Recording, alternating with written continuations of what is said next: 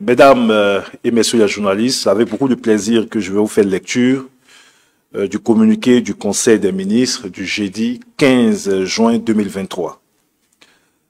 Le jeudi 15 juin 2023, un Conseil des ministres s'est tenu de 11 h à 13 h au palais de la présidence de la République à Abidjan, sous la présidence de son Excellence M.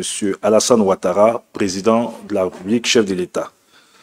L'ordre du jour de cette réunion comportait 15 mesures générales, constituées de 6 projets de loi et de 9 projets de décret. Une ordonnance assortie de 2 décrets et 2 communications. Passons à présent au détail des différents points évoqués.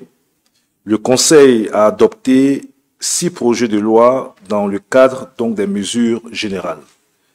Ainsi, au titre du ministère de la Justice et des droits de l'homme, le Conseil a adopté 2 projets de loi.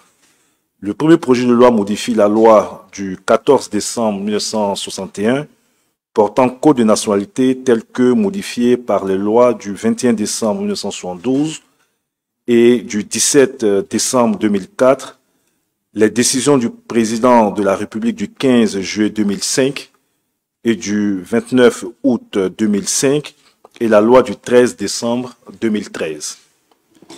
Ce projet de loi vise à prévenir les fraudes sur la nationalité ivoirienne, à circonscrire notamment les mariages de complaisance contractés en vue donc de contourner la procédure ordinaire de naturalisation. Ainsi, le présent projet de loi fait obstacle à l'acquisition immédiate de la nationalité ivoirienne pour le conjoint étranger suite à la formalité administrative du mariage avec l'autre conjoint de nationalité ivoirienne. Il conditionne l'acquisition de la nationalité à une déclaration du conjoint étranger faite devant le ministère de la Justice à l'issue d'une période probatoire de 5 ans, à compter de la célébration du mariage en vue de prouver la stabilité de l'union et l'intérêt que porte le requérant à la nationalité ivoirienne. Aussi, la nationalité n'est acquise qu'à la date de l'acceptation de la déclaration d'acquisition de la nationalité ivoirienne du conjoint étranger par l'autorité compétente.